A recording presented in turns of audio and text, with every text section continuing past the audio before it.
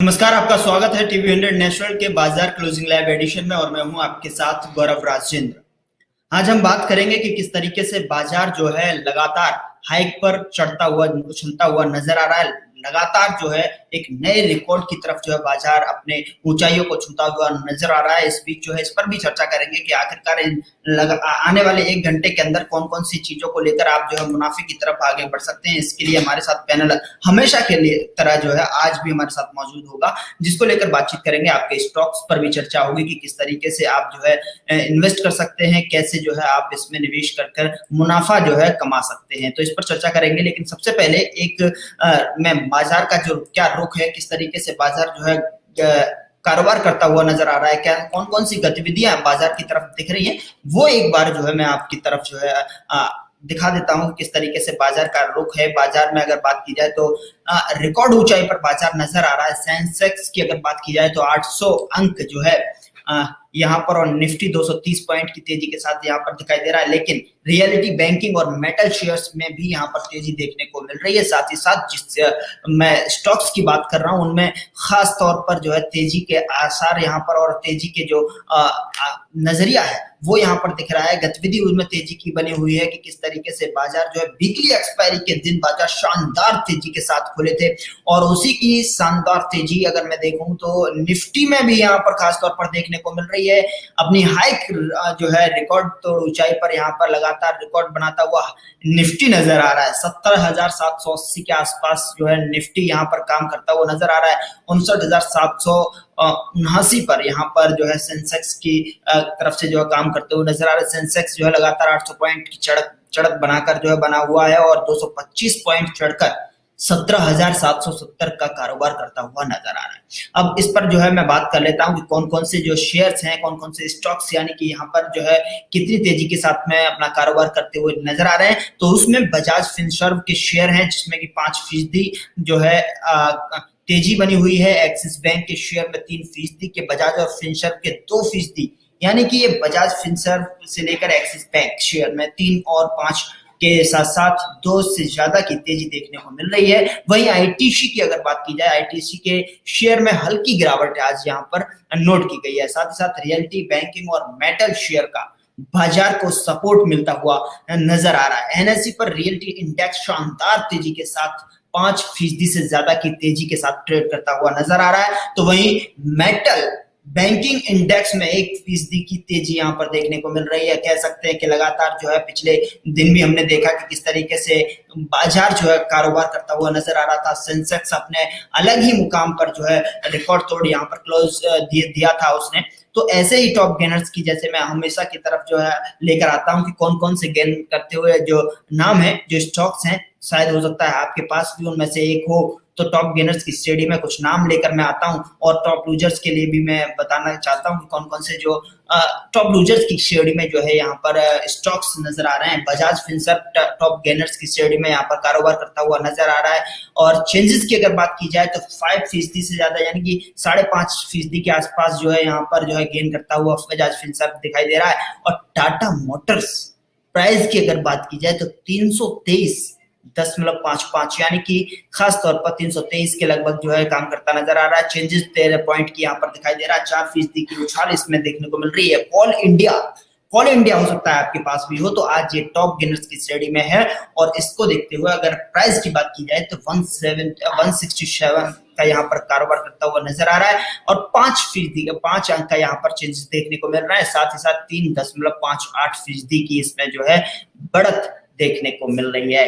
हिंडेल्को और टर्बो जो है ये भी टॉप गेनर्स की श्रेणी में है। साथ ही लूजर्स के भी फटाफट से मैं नाम आपको बता देता हूं, हो सकता है इसमें से भी आपके पास कोई ना कोई हो। डॉक्टर रेड्डी लैब्स है, एचडीएफसी लाइफ इंश्योरेंस है, ब्रिटेनिया इंडस्ट्री है और श्री सीमेंट है, सन फार्मा। ये टॉप लूजर्स की श्रेणी में जो है आज कारोबार करते हुए नजर आ रहे हैं, जिसमें कि साफ तौर पर इसमें बाजार की तेजी के क्या कारण है एक बार आपको ये भी समझना चाहिए। बाजार किस तरीके से तेजी यहाँ पर दिखाता हुआ नजर आ रहा है, लेकिन उस पर मैं बात करूंगा कि बाजार किस तरीके से तेजी बनी हुई है।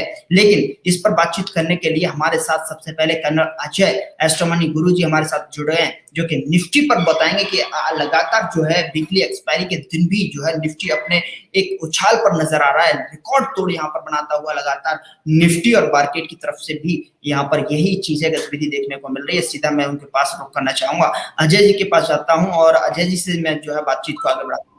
अजय सर, आपका स्वागत है टीवी 100 नेशनल पर।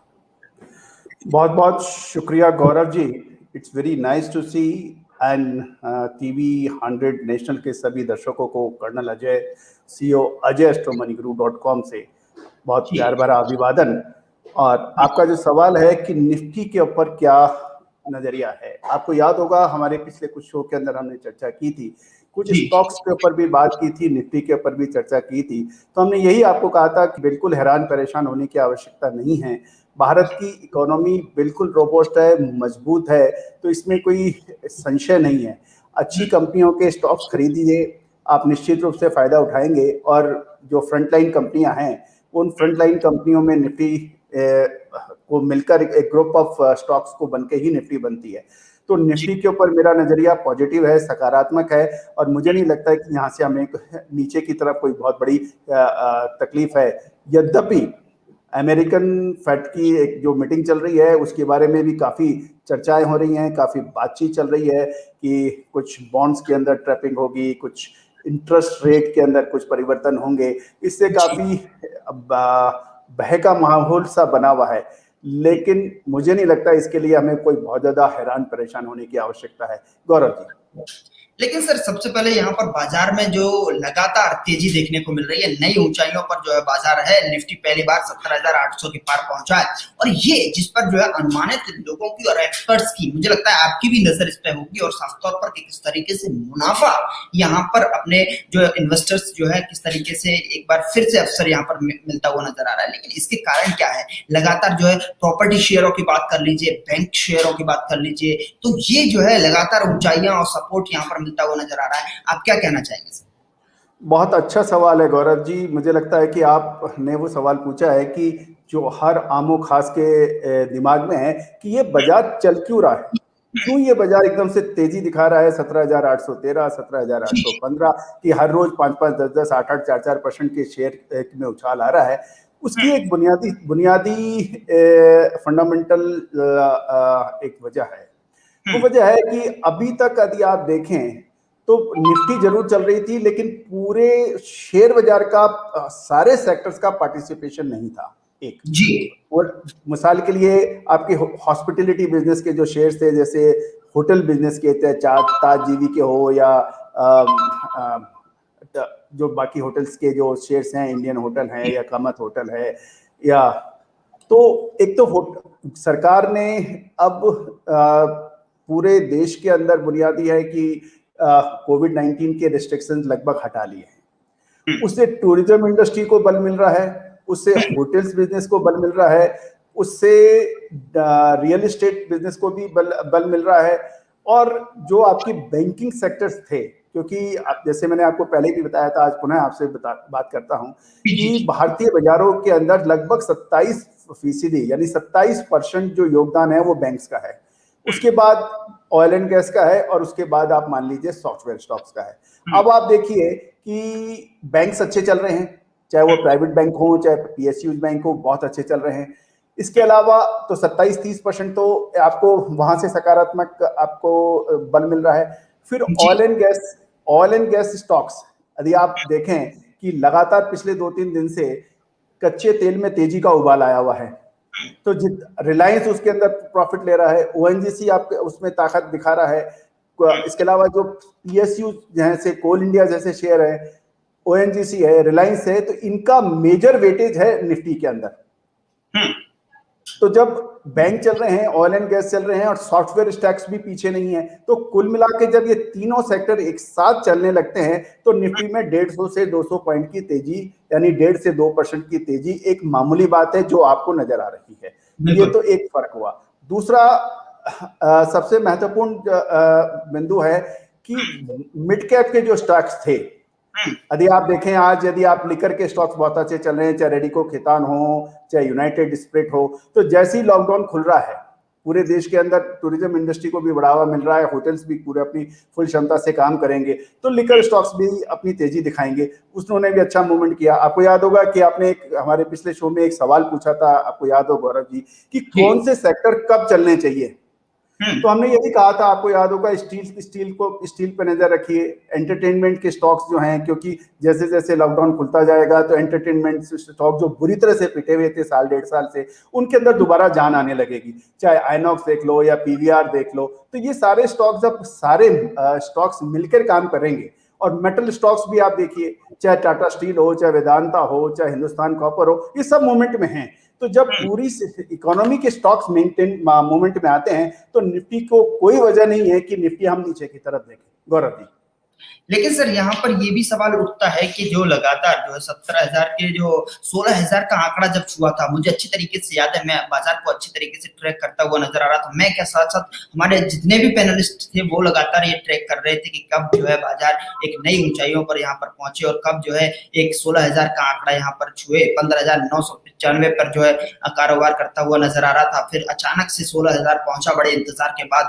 आज तो जो है 17,000 क्रॉस करके आज 17,800 के पार भी यहाँ पर बाजार देखने को मिल रहा है। तो ऐसे में क्या जो इन्वेस्टर्स को यहाँ पर ज्यादा जल्दबाजी दिखानी चाहिए, या फिर इसमें भी अभी थोड़ा बहुत जो है संशय है, थोड़ा बहुत जो है पेशेंस यहाँ पर रखना चाहिए और जो है तब जाके इसमें इन्वेस्ट करना चाहिए?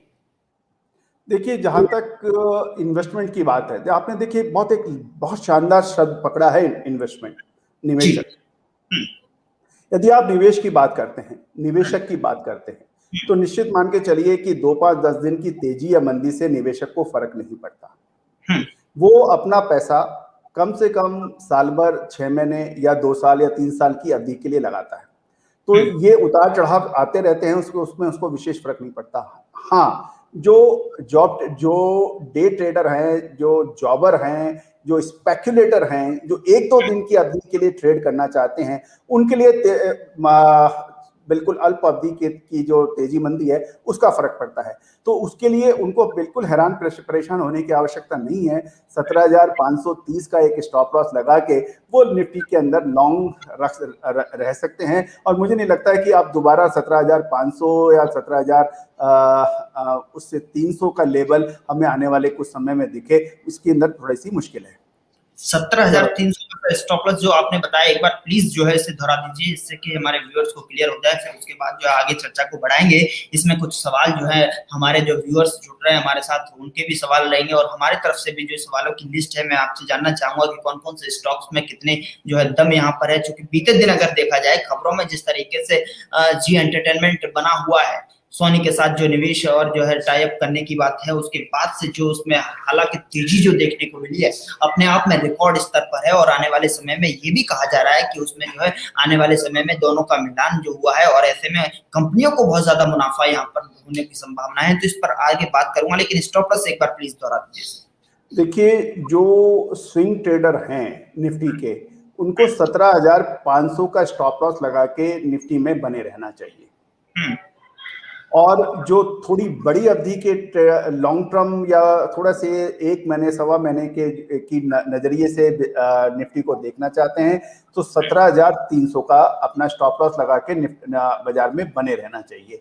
लेकिन जो बिल्कुल छोटे व्यापारी हैं, छोटे कारोबारी है, वो 17,500 का स्टॉप लॉस लगा के मौजूदा बाजार में बने रहना चाहिए। आगे जो संभवतः जो इसके जो लेवल्स हैं वो अभी 17,800 से ऊपर चल रहा है, तो यहाँ पर ये 18,100 और 18,300 के लेवल देखने को मिल सकते हैं अगले 15 से 20 दिन में।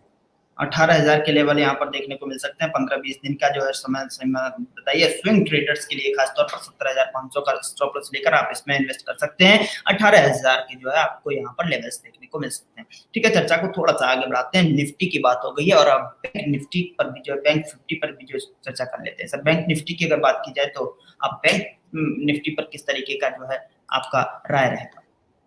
बैंक निफ्टी देखिए 37,780 का भी जो लेवल चल रहा है, 37,780 और 835 पॉइंट ऊपर है, लगभग 2.25% ऊपर है। और यही 2.25% बैंक निफ्टी का ऊपर होना निफ्टी को तेजी पे बल दिखा रहा है। लेकिन अब देखिए कि बैंक निफ्टी के अंदर मुझे लगता है कि एचडीएफसी बैंक निफ्टी के जो कारोबारी हैं बहुत ध्यान से समझें कि बैंक निफ्टी के अंदर HDFC bank, ICICI bank, SBI bank और पीएनबी बैंक, मैं दोबारा दोहराता हूं, HDFC bank, ICICI bank, PNB bank और एसबीआई बैंक के चार्ट आप लगा के रखिए और इनके अंदर जब तक कमजोरी नहीं है, बैंक निफ्टी के अंदर कमजोरी आ ही नहीं सकती, क्योंकि major contribution HDFC bank, ICICI bank, SBI और पीएनबी का है। इन चार बैंकों के ऊपर आप नजर रखिए और मुझे नहीं लगता कि सरकारी क्षेत्र की कंपनियां, सरकारी क्षेत्र के बैंक्स अभी कुछ दिनों में कोई कमजोरी दिखाएंगे, उसमें संभावना नहीं है। सरकार ने एक बैड बैंक की भी घोषणा कर दी है। शायद आपने दर्शकों को बताया होगा कि जो एनपीए थे उनके लिए भी अब बैंकों के लिए राहत की बात है कि उनके एनपीएस के ऊपर, जो नॉन परफॉर्मिंग एसेट्स के ऊपर, खासकर सरकारी बैंकों के ऊपर एक बड़ा तीक्ष्ण हमला होता था जब भी उनकी बात की जाती थी कि आपका एनपीए बहुत ज्यादा है, ये वर्ल्ड रिकॉर्ड बना रखा है आपने, आपका, तो इन सब चीजों से भी बैड बैंक बनने के बाद काफी असर पड़ेगा। और मुझे लगता है कि अभी 2-5-10 दिन और मान लीजिए, अभी हनीमून पीरियड है सरकारी बैंकों का, उसके बाद फिर एक अलग चीज आएगी, लेकिन अभी सरकारी बैंकों को आनंद उठाने दीजिए। लगभग एक हफ्ता तो इनके लिए इनके अंदर जान है अभी।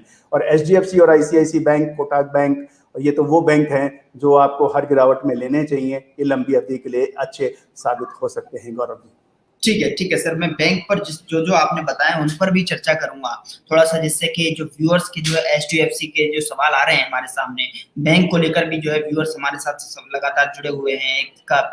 एक व्यूअर्स का सवाल है पीएनबी, तो एचडीएफसी, जैसे जैसे जो लिस्ट सर आपके पास है वही व्यूअर्स जो है यहाँ पर पूछते हुए नजर आ रहे हैं। कहीं ना कहीं ऐसा लग रहा है कि आपसे लगातार जो है तालमेल में है व्यूअर्स हमारे वही जो सवाल हमें नजर आ रहे हैं और वही चीजें आपकी तरफ से बोली जा रही हैं। एग्जैक्टली ऐसा लग रहा है कि मार्केट तो अपनी ऊंचाइयों पर है सर, आप भी अपनी ऊंचाइयों पर हैं अभी इस समय ऐसा लगता है।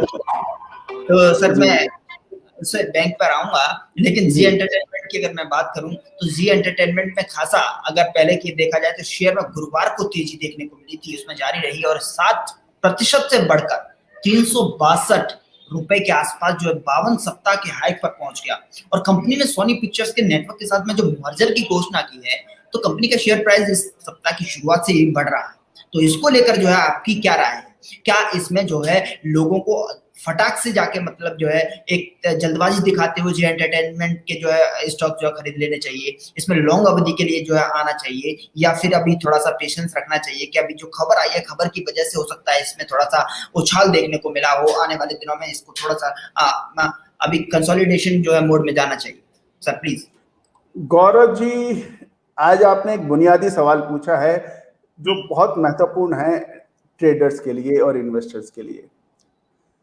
देखिए, एक बहुत पुरानी कहावत है, buy on rumour sell on news.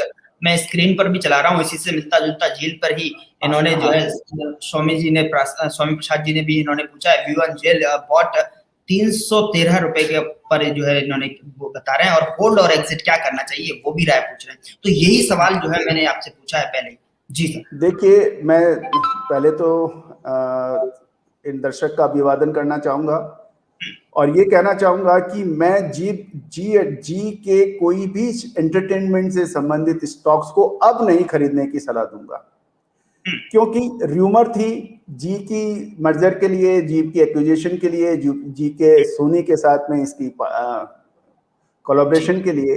तो जी ने बहुत अच्छी मूवमेंट दी पिछले लगभग 3 से 4 दिन के अंदर, बहुत जबरदस्त मूवमेंट हुई। लेकिन जब अब न्यूज बाजार में आ चुकी है तो अब यहां पर खरीदना खतरे की घंटी साबित हो सकती है। यहां पर तो खरीदा हुआ माल बेच के निकल जाना चाहिए। ये मेरा अपना अनुभव है पिछले 25 साल का कि कोई भी न्यूज के ऊपर जो है जी माल बेचना चाहिए, खरीदना नहीं चाहिए। और आप देखिए कि जी का भी यदि मैं अभी देखूं तो यहाँ पर ये टूट चुका है, 316 रुपए 95 पैसा है, लगभग 19-20 रुपए टूट चुका है। बिल्कुल बिल्कुल एग्जैक्टली 20 रुपए का जो है इसमें जो है डाउनफॉल देखने को मिल रहा है और 5% से ज्यादा की कमजोरी भी इसमें देखने को मिल रही है। इसमें कोई शक नहीं है, नो डाउट अबाउट इट कि आप जो सही कह रहे हो सकता है। तो इसमें जो है सलाह यही रहेगी कि आने वाले दिनों के लिए ये किस तरीके का रहने वाला है, या इसमें अभी और जो है मर्जर की अभी तो घोषणा ही हुई है, उसके बाद सर इतना जो है 52 सप्ताह का इसमें जो है उछाल देखने को मिला है। जो पहले देखने को कभी मिला था वो 52 सप्ताह बाद आज देखने को मिला है। क्या आने वाले दिनों में जब इसकी मर्जर होगा, जब कोलैबोरेशन जो है अपना फाइनली मोड पे होगा, तो इसमें एक बार फिर से उछाल देखने को मिल सकता है? देखिए, जैसे ही बाजार में न्यूज आएगी किन लेवल्स पे इसका डिसाइड हुआ है, उसके बाद उसकी विश्लेषण करें तो बेहतर है। It will be too early to give you the future projection what would be the impact of finance, but what all momentum has been seen in the Zee entertainment जी।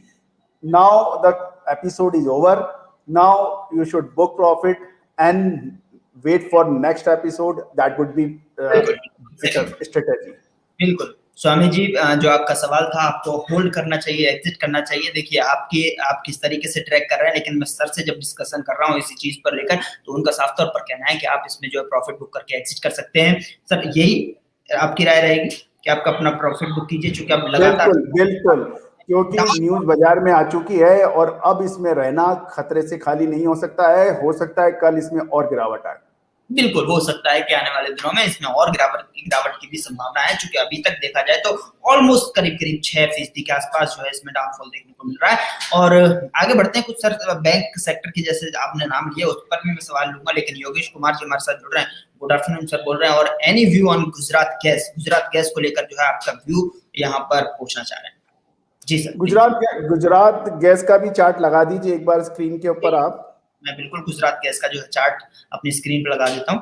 योगेश कुमार जी का ये सवाल सर, गुजरात गैस का ये चार्ट है 628 रुपए के आसपास जो है मार्केट भाव।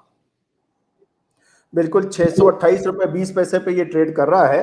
और यदि इसका आप थोड़ा सा देखें आप, तो आप रेवेन्यू पैटर्न भी देखें तो इस गुजरात गैस का यदि 2020 में ये 10,300 करोड़ था, लेकिन 2021 में 9,854 करोड़ का थोड़ा सा इसका डिक्लाइन है। और जहां तक यदि इसको कंपैरेटिव करें 2019 से, तो 2019 में 7,754 करोड़ का था, जो 2020 में बढ़कर 10,300 करोड़ हुआ। और अभी 2021 में 9,854 करोड़ है। तो कुल मिला के, क्योंकि कोविड की भी परेशानियां थी, और जो ये कंपनी है ऑयल ड्रिलिंग एंड एक्सप्लोरेशन के अंदर मानी जाती है, और मुझे लगता है कि गुजरात गैस के अंदर जो अब एक पॉजिटिव ब्रेकआउट नजर आ रहा है, और जो ये 628 रुपए का नजर आया, तो इसके अंदर यदि इनके पास होल्डिंग है, तो मुझे तो यही कहना रहेगा कि गुजरात गैस के अंदर आप बने रहिए, और गुजरात गैस के अंदर अभी आगे तेजी की संभावनाएं बन सकती हैं। बिल्कुल आगे तेजी की संभावना गुजरात गैस में बन सकती हैं। और फिलहाल का भाव की अगर बात की जाए, करंट मार्केट प्राइस की अगर बात की जाए, तो 627 रुपए के आसपास ये भाव चलता हुआ नजर आ रहा है, और करीब 0.5% जो है ये जो है उछाल की तरफ देखने को मिल रहा है। 3 पॉइंट की इसमें बढ़त भी है सर अभी गुजरात गैस की। अगर सर HDFC बैंक की अगर बात की जाए, तो HDFC बैंक में किस तरीके से मोमेंटम देखने को मिल सकता है? क्या इसमें भी जो है अभी लॉन्ग टर्म वालों के लिए बने रहना चाहिए, या शॉर्ट टर्म वालों के लिए अपना जो है किस तरीके का जो है आपकी राय रहेगी प्लीज? HDFC बैंक का भी आप चार्ट लगा दीजिए दर्शकों के लिए। अभी 1569 का इसका भाव चलता है, 1569.95 का। और हाँ, और यदि आप देखें, इसका आज का डे हाई भी 1571 है, और 1542 इसका डे लो है, और वॉल्यूम भी इसका बहुत अच्छा वॉल्यूम नजर आ रहा है। और मुझे लगता है कि यदि ये प्रीवियस क्लोज देखें तो 1533 था, और अभी ये बहुत अच्छी पोजीशन के ऊपर ट्रेड कर रहा है, और 1570 के आसपास, यानी 1569.85। तो HDFC बैंक के बारे में मैं अपनी राय आपके सामने प्रस्तुत कर रहा हूं दर्शकों के लिए। देखिए, ये बैंक आपको हिंदुस्तानी बैंक जरूर लग रहा है, इंडियन बैंक नजर आ रहा है, लेकिन सबसे ज्यादा स्टैक तो उसका फॉरेन इन्वेस्टर्स का ही है इसमें। और ये इंडियन मल्टीनेशनल बैंक है, और इसकी जो मार्केट कैप की जो स्थिति है, आपको ताज्जुब होगा, यूरोप का कोई भी बड़ा से बड़ा बैंक HDFC बैंक के मार्केट कैप को मुकाबला नहीं कर सकता। जी। एक दूसरा, एचडीएफसी बैंक की जो मार्केट कैप है, यदि एचडीएफसी की ये सब्सिडरी है, एचडीएफसी और एचडीएफसी बैंक को दोनों को शामिल कर दें और या एचडीएफसी बैंक को अकेले को शामिल करें तो बाकी सारे बैंक एक तरफ, आईसीआईसी को छोड़ के, और एचडीएफसी बैंक मार्केट कैप के हिसाब से एक तरफ, इतना पलड़ा इसका भारी होता है। तो कुल मिला के एचडीएफसी बैंक जो है बैंकिंग इंडस्ट्री का सबसे मजबूत पिलर के रूप में माना जाता है। इसलिए जब भी बैंक निफ्टी की बात आएगी, एचडीएफसी बैंक की बात करनी लाजमी होगी, आईसीआईसी बैंक की बात करना अत्यंत आवश्यक होगा, एसबीआई की बात करना बिल्कुल मैंडेटरी होगा। तो एचडीएफसी बैंक के अंदर बिल्कुल घबराने की और परेशान होने की जरूरत नहीं है, ये बहुत अच्छा पिक है। और एक बात और खास बात देखिए, एचडीएफसी बैंक को लगभग सभी म्यूचुअल फंड्स ने अपने पोर्टफोलियो में हिस्सा दिया हुआ है। एक भी म्यूचुअल फंड आपको ऐसा नहीं मिलेगा जिसमें एचडीएफसी बैंक को उसका कंट्रीब्यूशन नहीं हो। तो एचडीएफसी बैंक के ऊपर भरोसा किया जा सकता है, लंबी अवधि के लिए भी भरोसा किया जा सकता है और छोटी अवधि के लिए भी भरोसा किया जा सकता है। बैंक निफ्टी को चलाने वाला एचडीएफसी बैंक एक बहुत महत्वपूर्ण साझेदार है, तो इसके ऊपर बिल्कुल हैरान परेशान होने की जरूरत नहीं है। आप इसको रोक के रखिए। इन्वेस्टमेंट के लिए बहुत बढ़िया शेयर एचडीएफसी बैंक है।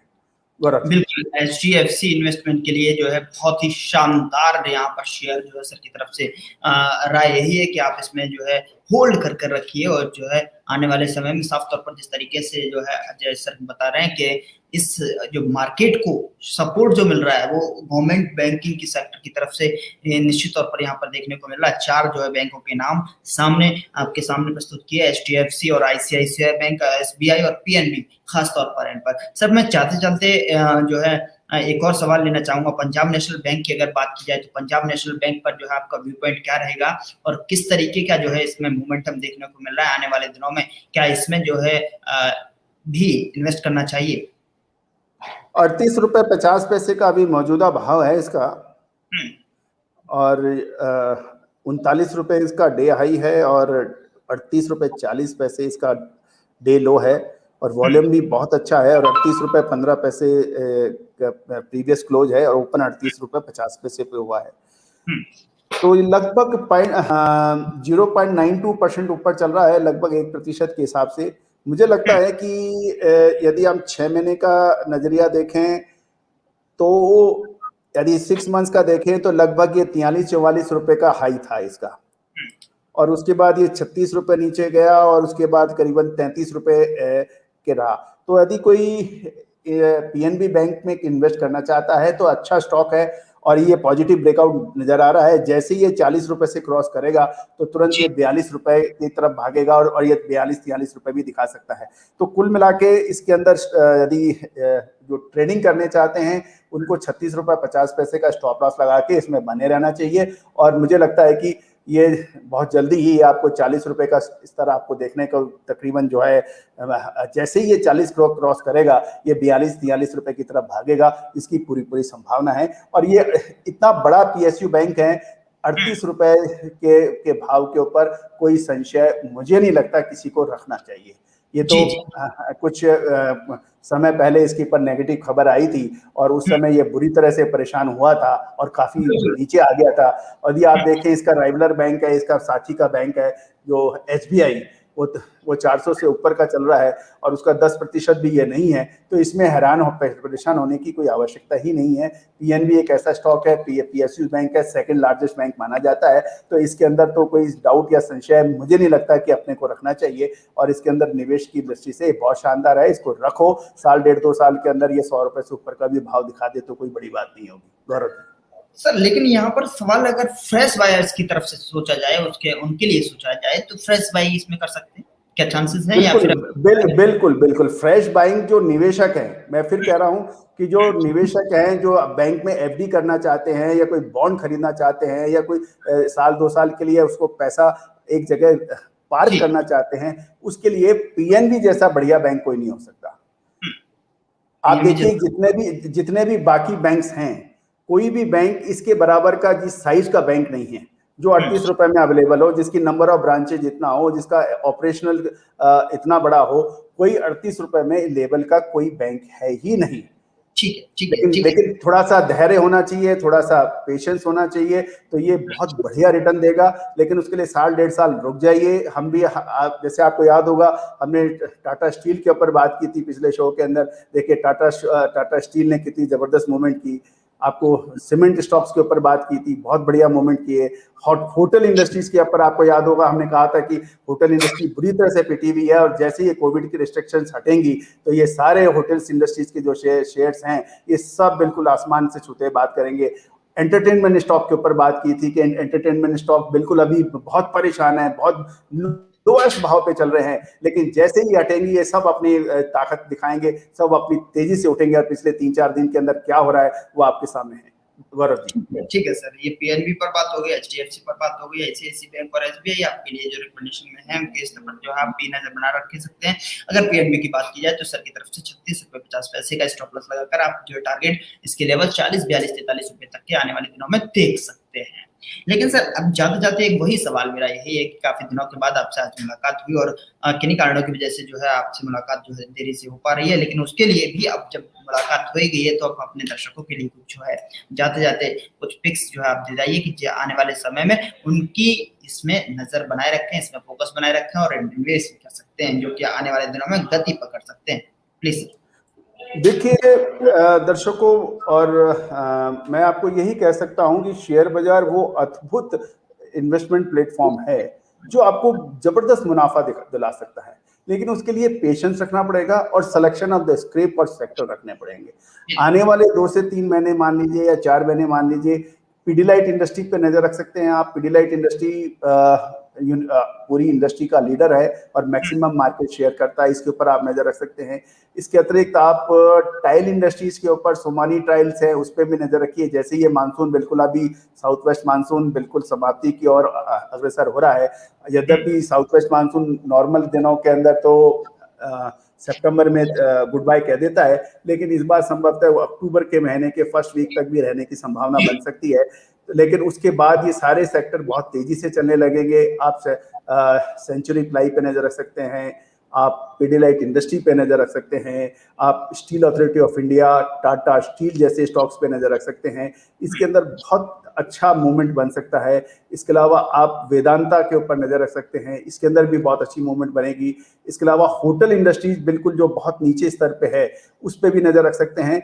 खासकर आप ऑर्चिड होटल पे नजर रख सकते हैं, ताज जीवीके पे नजर रख सकते हैं, आप पीवीआर पर नजर रख सकते हैं। इनके ऊपर यदि आप नजर रखेंगे, मुझे लगता है कि आने वाले समय में आपको अच्छा मुनाफा मिलेगा।